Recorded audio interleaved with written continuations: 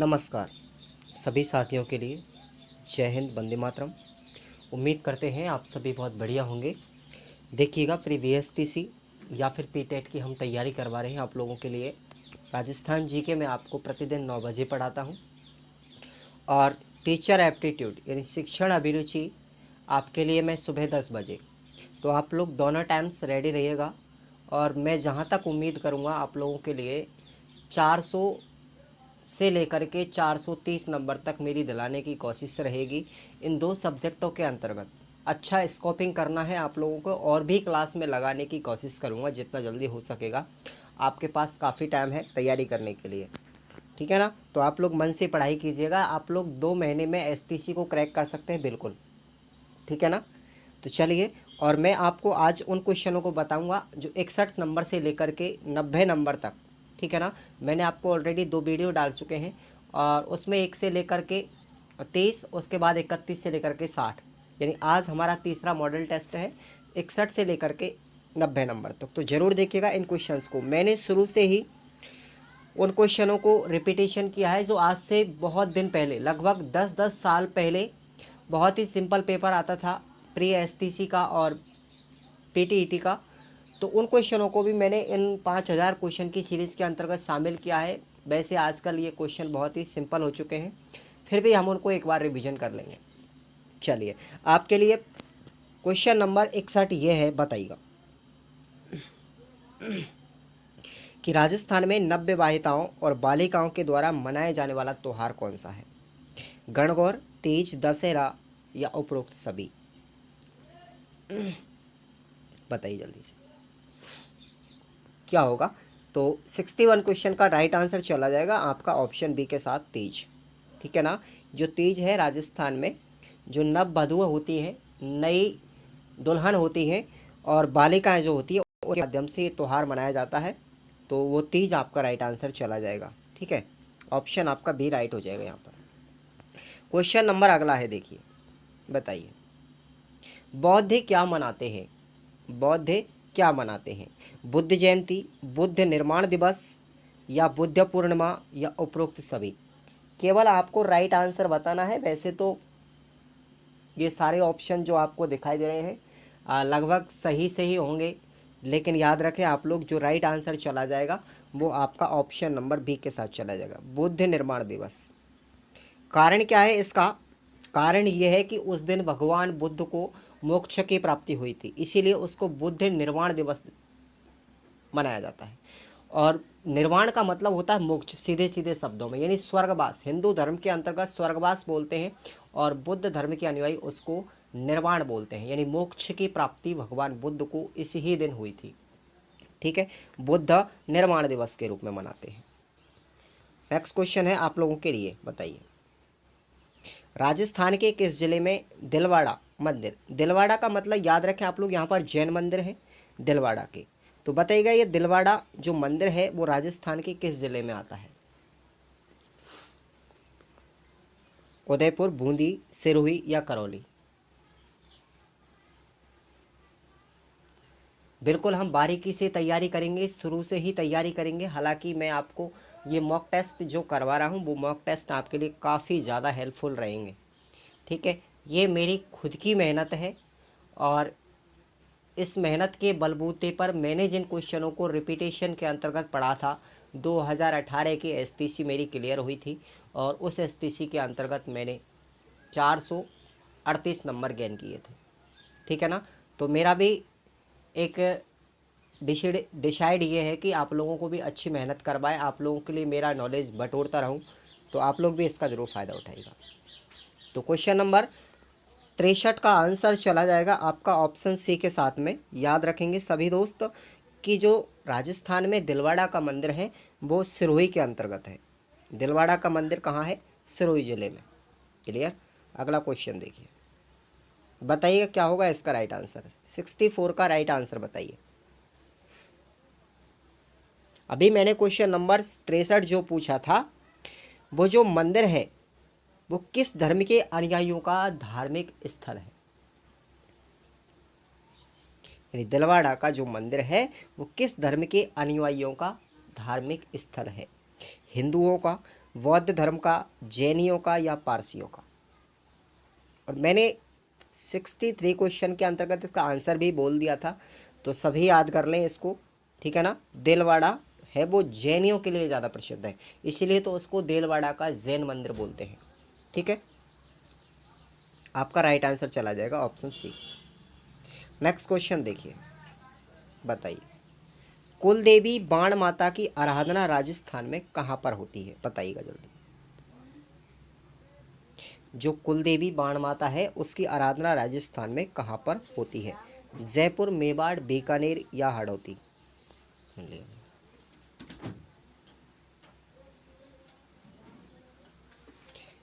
तो बाण माता है वो कुल देवी है, तो उसकी जो पूजा की जाती है राजस्थान में मेवाड़ के अंतर्गत, मेवाड़ एक क्षेत्र है उसके अंतर्गत, ठीक है ना। तो आपका ऑप्शन बी चला जाएगा। नेक्स्ट क्वेश्चन देखिएगा, बताइए, काफ़ी पुराना क्वेश्चन है। ओसिया जोधपुर में अवशेष किसके पाए गए?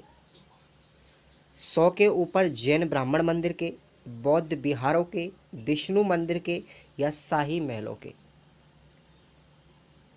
क्वेश्चन सीरीज का ज़्यादा से ज़्यादा आनंद लीजिएगा, ज़्यादा से ज़्यादा, ठीक है। और हमारे चैनल को प्रतिदिन आप लोग विजिट कीजिए, आपको बहुत बहुत बढ़िया बढ़िया क्वेश्चन हम आपको जैसे जैसे आगे बढ़ेंगे, जैसे जैसे आपकी एग्ज़ाम नियर एट होने लगेगी, बिल्कुल एट हैंड होगी, सर पर होगी, आपकी तैयारी और भी बेहतरीन होगी, ठीक है। और रीट वाले स्टूडेंट भी इन क्वेश्चंस को पढ़ सकते हैं, कोई दिक्कत वाली बात नहीं, क्योंकि एसटीसी करने के बाद या पीटीईटी करने के बाद में रीट में आप लोग जाओगे तो आपसे वही राजस्थान जीके का फिर से एक बार दर्शन करना पड़ेगा। तो चलिए, आपका 66 नंबर का राइट आंसर चला जाएगा। 100 के ऊपर जैन ब्राह्मण मंदिर के अवशेष पाए गए थे, ठीक है, ओशिया जोधपुर के अंतर्गत। नेक्स्ट क्वेश्चन बताइए, एकलिंग मंदिर कैलाशपुरी में है। ये क्वेश्चन आप लोग याद रखें, एकलिंग का जो मंदिर है वो कैलाशपुरी में। अब आप लोग ये बताइए कि राजस्थान के किस ज़िले में पड़ती है? भैया जो एकलिंग का मंदिर कैलाशपुरी है वो कैलाशपुरी राजस्थान के किस ज़िले में आता है? जोधपुर में, उदयपुर में, कोटा में या जयपुर में?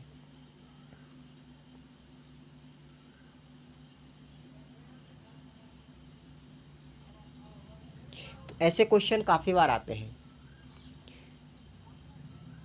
गांव का नाम तो पता होता है लेकिन ज़िले का नाम पता नहीं होता। अब बहुत से लोगों को ज़िले का नाम पता होता है लेकिन गांव का नाम पता नहीं होता। तो याद रख लें आप लोग, एकलिंग का मंदिर कैलाशपुरी में है, और जो कैलाशपुरी है वर्तमान समय में वो आपकी आती है उदयपुर के अंतर्गत, ठीक है, उदयपुर के अंतर्गत। आपका ऑप्शन बी चला जाएगा। एक क्वेश्चन पूछा गया था, भैया हल्दी घाटी कहाँ पर है? हल्दी घाटी कहाँ पर है? ये काफ़ी बार एग्जाम में बहुत बार पूछा गया, हल्दी घाटी कहाँ पर है? तो इसका राइट आंसर आप लोग याद रख लें, ये एसटीसी में ही पूछा गया था 2016 के अंतर्गत, ठीक है ना। एसटीसी 2016 के अंतर्गत पूछा गया था, तो इसका राइट आंसर चला जाएगा राजसमंद में, ठीक है, हल्दी घाटी राजसमंद के अंतर्गत। चलिए, अगला क्वेश्चन बताइए, प्रसिद्ध आदिवासी मेला बेणेश्वर जो है राजस्थान के किस ज़िले में आयोजित होता है? बहुत बार एग्जाम में पूछा गया है क्वेश्चन, और यहाँ पर 3 नदियों का संगम भी होता है, और उन नदियों को आप लोग याद रख लें, माही, सोम और झाकम। ये 3 नदियाँ हैं, ये 3 नदियों का इस स्थान पर संगम होता है। क्या होता है? संगम होता है, और इसीलिए यहाँ पर आदिवासियों का जो मेला है वो लगता है। तो बताइएगा बेणेश्वर कहाँ पर है? सभी याद रख लें इसको। जो बेणेश्वर का मेला लगता है आप लोगों का, वो लगता है दोस्तों डूंगरपुर के अंतर्गत। अब यदि जगह का नाम पूछा जाए तो भी याद रख लें आप लोग, नवाटापुरा, नवाटापुरा के अंतर्गत, ठीक है। नवाटापुरा डूंगरपुर में बेणेश्वर मेला लगता है, जहाँ पर 3 नदियों का संगम होता है, माही, सोम और झाकम, ठीक है। चलिए, क्लियर। अगला क्वेश्चन देखिए, धर्म का सर्वमान्य अर्थ क्या है? धर्म का सर्वमान्य अर्थ क्या है? जो धारण किया जाए, जो हमें दूसरों से श्रेष्ठ सिद्ध करे, जो पापों से मुक्ति प्रदान करे, या इनमें से कोई नहीं?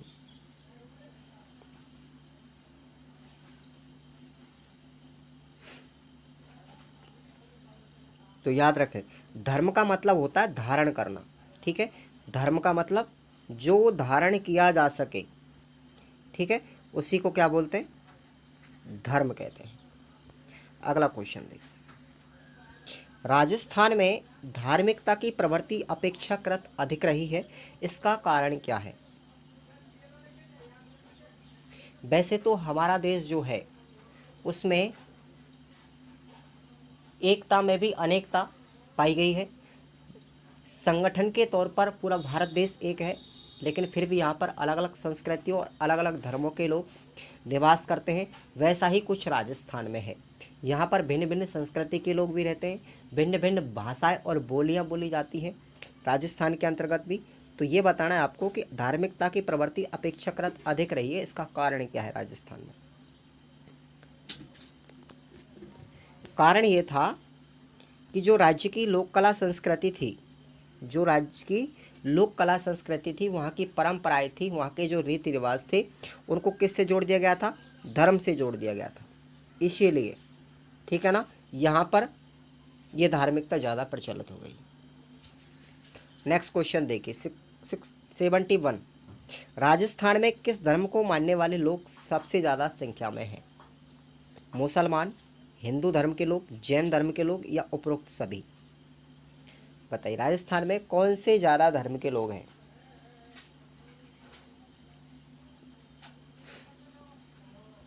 सबसे ज़्यादा हिंदू धर्म के लोग हैं राजस्थान के अंतर्गत, कि सब लोग आप लोग अच्छी तरह जानते हैं। ठीक है, नेक्स्ट क्वेश्चन बताइए, हिंदू धर्म के बाद किस धर्म के लोगों की संख्या अधिक है। भाई नंबर 1 पे कौन आता है, हिंदू धर्म। नंबर 1 पर आते हैं हिंदू, और दूसरे नंबर पर कौन आते हैं, जरा ये बताइए आप लोग।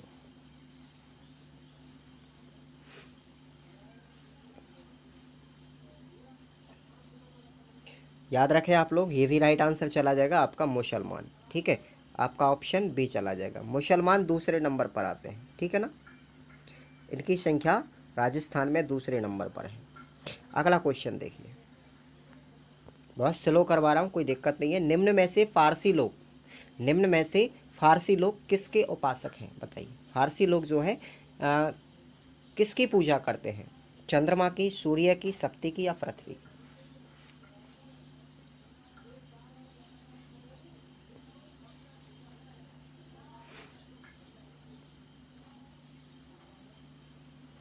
सूर्य देव उनका क्या है, देवता है।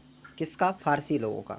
वो सूर्य को ही ज़्यादा अपना भगवान मानते हैं, उन्हें अर्क भी देते हैं। हालांकि हिंदू धर्म के अंतर्गत भी सूर्य को अर्क चढ़ाया जाता है, लेकिन फारसी लोग उसका उपवास रखते हैं, उसके प्रति व्रत रखते हैं, उसको अपना आराध्य मानते हैं। तो आपका बी ऑप्शन यहाँ पर राइट हो जाएगा। बहुत ही ज़्यादा पुराने क्वेश्चन है, ये ग्रंथों से लिए गए क्वेश्चन है। यहाँ से भी क्वेश्चन पूछने के चांस होते हैं, कोई दिक्कत वाली बात नहीं है, सिंपल है। हालांकि अब जैसे जैसे हम सीरीज़ को आगे बढ़ाएंगे, आपके क्वेश्चनों की जो टेंडेंसी है, मानसिक क्षमता होगी, वो धीरे धीरे बढ़ती चली जाएगी। सोचने में भी वक्त लगेगा, ऐसे ऐसे क्वेश्चन भी मिलेंगे जो आपने शायद नहीं पढ़े होंगे। बताइए पारसियों का धार्मिक ग्रंथ कौन सा है।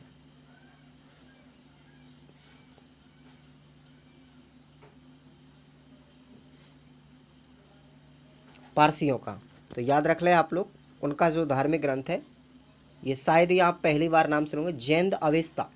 जैन अवेस्ता जो है वो पारसियों का है। ठीक है, ये पारसियों का ग्रंथ है। और यदि आपसे बाइबल के बारे में पूछा जाए तो ईसाइयों का ग्रंथ है। और जो वेद पुराण और रामायण है, ये किनके हैं, हिंदू धर्म के। ठीक है ना, चलिए अगला क्वेश्चन देखिए, किस धर्म का प्रचार प्रसार राजस्थान में प्राचीन काल में अधिक हुआ।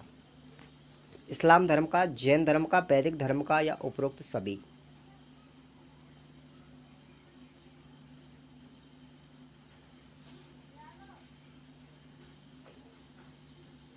देखिए राइट आंसर चला जाएगा आपका वैदिक धर्म का। ठीक है, यहाँ पर वेद पुराणों से शिक्षा दी जाती थी। शिक्षा किससे दी जाती थी, वेद और पुराणों से। ठीक है ना, इसीलिए वैदिक शिक्षा का बहुत ज़्यादा प्रचलन था। बच्चे को गुरुकुल के अंतर्गत पढ़ाया जाता था, गुरु के वहीं पर शिक्षा की जाती थी। और गुरुकुल में प्रवेश करने से पहले बच्चे का एक संस्कार किया जाता था, जिसका नाम भी आप लोग याद रखें, उपनयन संस्कार।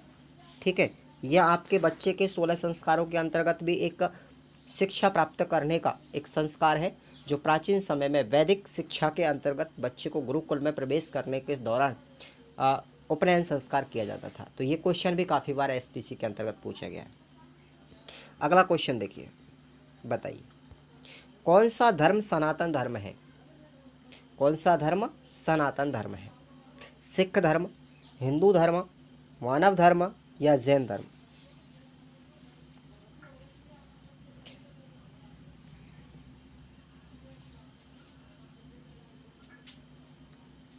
सिर्फ एक ही धर्म है, सनातन धर्म। ठीक है, आपका ऑप्शन चला जाएगा बी के साथ। क्या हो जाएगा? ऑप्शन आपका बी चला जाएगा। सनातन धर्म कौन सा है? हिंदू धर्म है, जिसके अंतर्गत सनातन धर्म के प्रचार करने के लिए प्राचीन काल के अंतर्गत 4 ऋषि हुए थे। सन सनातन, सनत कुमार, ठीक है, ये आप लोग ऐसे नाम याद रख लें, सन सनातन, सनत कुमार और सनकादिक। ये 4 ऋषि हुए थे।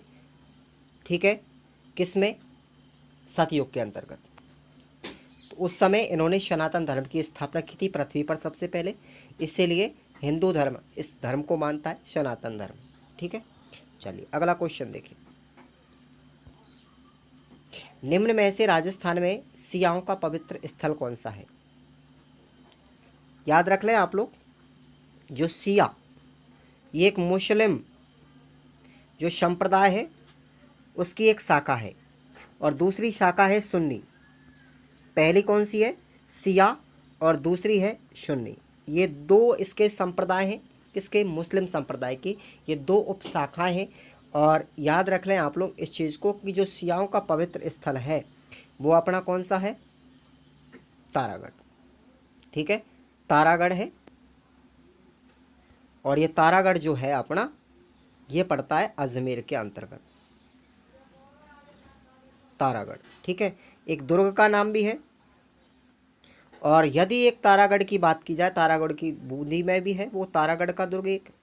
ये कंफ्यूज क्लियर कर ले आप लोग यहाँ पर। ओके, चलिए अगला क्वेश्चन देखिए। राजस्थान में किस स्थान पर बौद्ध चैत्यालयों के अवशेष मिलते हैं? जो बौद्ध के चैत्यालय हैं उनके अवशेष कहाँ पर मिलते हैं राजस्थान में? आमेर जयपुर में, बैराठ जयपुर में, सांगानेर जयपुर में, उपरोक्त सभी। ये जयपुर की ही तीनों जगह हैं, आमेर, बैराठ और सांगानेर। सांगानेर में एक अंतर्राष्ट्रीय हवाई अड्डा भी याद रख लें।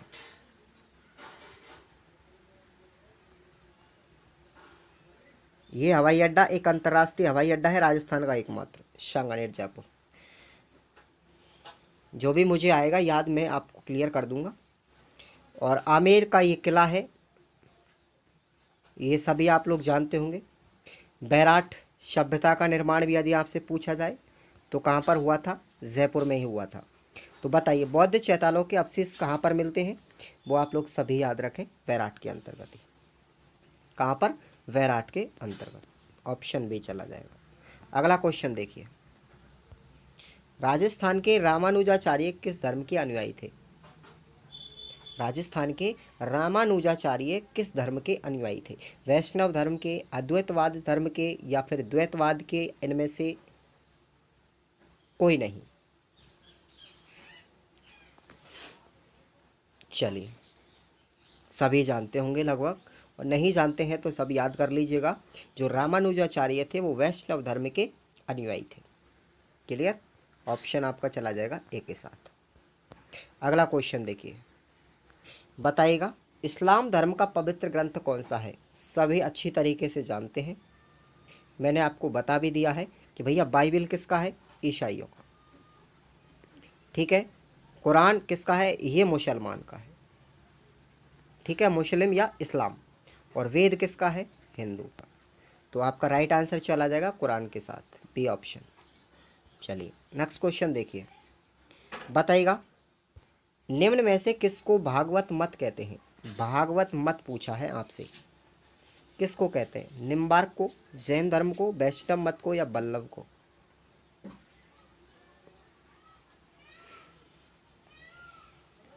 तो याद रख ले, भागवत मत जो है वो वैष्णव मत को कहा जाता है। ठीक है, वैष्णव मत। चलिए अगला क्वेश्चन देखिए, निम्नलिखित में से कौन सा ग्रंथ सिख धर्म का है?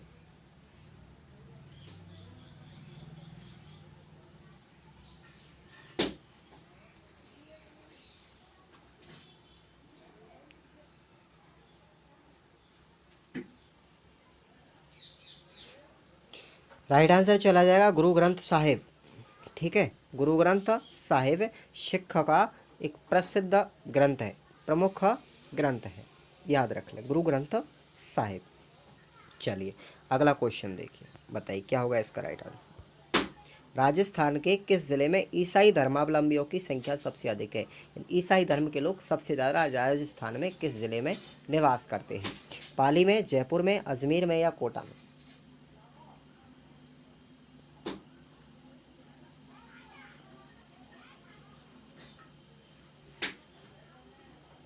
चलिए, कहाँ पर बिलोंग करते हैं सबसे ज़्यादा निवास करने वाले ईसाई धर्म के? यदि बात की जाए राजस्थान के अंतर्गत, तो आप लोग सभी याद रख लें, अजमेर।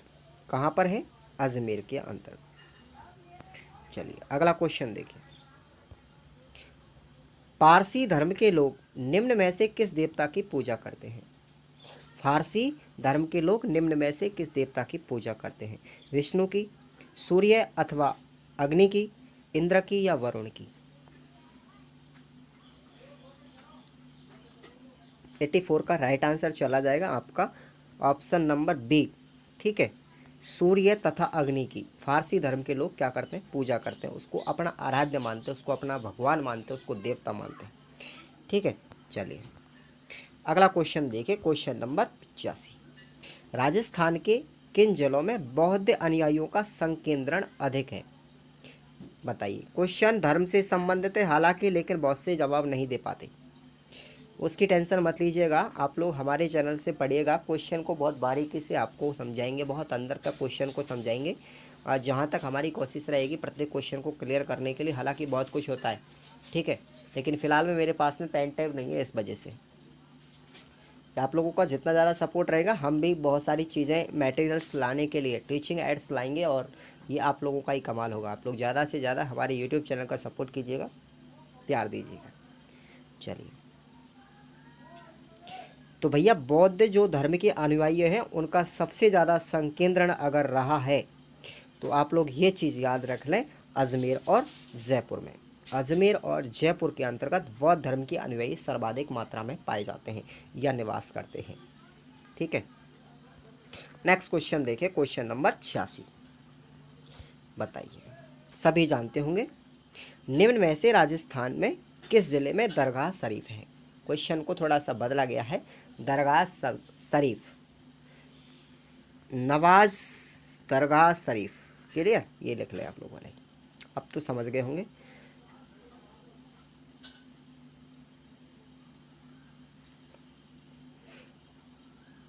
अब ये दरगाह किसकी है, आपसे ये भी क्वेश्चन पूछ सकता है, तो याद रख लें, अजमेर में, अजमेर में दरगाह नवाज दरगाह शरीफ है। तो याद रखें किसकी है? ख्वाजा साहब की, ख्वाजा साहब की। और पूरा नाम यदि पूछा जाए, ख्वाजा मुइनुद्दीन चिश्ती। ठीक है, ख्वाजा मुइनुद्दीन चिश्ती की दरगाह है, और ये सबसे पहले जो आए थे, ये बाबर के साथ में आए थे 1207 ईस्वी के अंतर्गत। ठीक है, कहाँ से आए थे? काबुल से। अगला क्वेश्चन देखिए, बताइएगा, राजस्थान में अढ़ाई दिन का झोपड़ा कहाँ पर है? बताइए।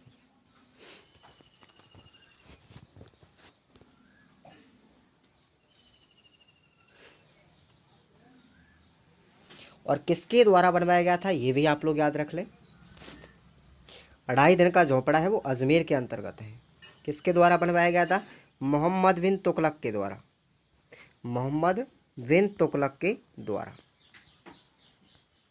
ठीक है, इसके द्वारा ये बनवाया गया था अढ़ाई दिन का झोपड़ा। क्लियर। और इस अजमेर के अंतर्गत इसको भारत का मक्का भी कहते हैं, भारत का मक्का। पुष्कर झील, पवित्र झील कहाँ पर है? वो भी अजमेर के अंतर्गत है। ठीक है ना। गांधी घाट, जहाँ पर महात्मा गांधी की अस्थियों का विसर्जन किया गया था, गांधी घाट कहाँ पर है? ये भी आप लोग याद रख लें। गांधी घाट भी कहाँ पर है, अजमेर के अंतर्गत। जनाना घाट, ठीक है, ये भी कहाँ पर है, यहीं पर है, अजमेर के अंतर्गत। तो क्लियर। अगला क्वेश्चन देखिए, बहुत सारी चीज़ें हैं जो रह जाती है, अगले क्वेश्चनों के अंतर्गत भी हम क्लियर करते रहेंगे। बताइए, कृष्ण के बाल रूप की सेवा किस संप्रदाय के लोग करते हैं? कृष्ण के बाल रूप की सेवा किस संप्रदाय के लोग करते हैं? निम्बार्क, वैष्णव धर्म के, जैन धर्म के, या मुस्लिम धर्म के?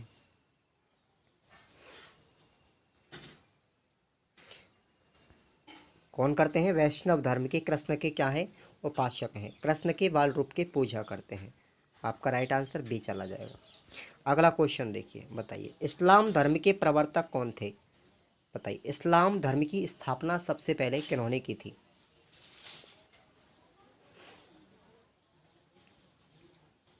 सुलेमान, मोहम्मद साहब, इब्राहिम, शेखो बाबा। तो सब याद रख लें, इस्लाम धर्म के जो प्रथम प्रवर्तक थे, सबसे पहले स्थापना की थी, वो की थी मोहम्मद साहब ने। मोहम्मद साहब ने, हज़रत मोहम्मद साहब, हज़रत मोहम्मद साहब उनका पूरा नाम था, ठीक है ना, इसीलिए। चलिए अगला क्वेश्चन देखिए, बताइए लास्ट क्वेश्चन है, बौद्ध धर्म का प्रवर्तक किसको माना जाता है? बौद्ध धर्म का प्रवर्तक, बौद्ध धर्म की स्थापना किसने की? महावीर स्वामी को, जैन यानी महात्मा बुद्ध को, संत मुनि को, या इनमें से कोई नहीं? तो इसका राइट आंसर चला जाएगा आपका ऑप्शन बी, महात्मा बुद्ध ने की थी बौद्ध धर्म की स्थापना, ठीक है ना। और महावीर स्वामी ने जैन धर्म की स्थापना की थी, जैन धर्म की स्थापना। जैन धर्म के प्रवर्तक हैं कौन से? 24वें प्रवर्तक हैं, याद रख लें आप लोग। 24वें प्रवर्तक कौन है? महावीर स्वामी, किसके? जैन धर्म के। और इसके प्रथम प्रवर्तक कौन है? महात्मा बुद्ध, बौद्ध धर्म के। क्लियर। चलिए, तो आपको कैसा लगा ये वीडियो? सभी दोस्त एक बार कमेंट करके बताइएगा, वीडियो को लाइक कर लीजिएगा, बिल्कुल कंजूसी नहीं करें। और यदि आपको हमारी ये सीरीज़ पसंद आ रही है तो आप लोग प्रतिदिन 9 बजे, ठीक है, रात में 9 बजे आप लोग अटेंड कर सकते हैं, ठीक है ना। चलिए, जय हिंद, वंदे मातरम।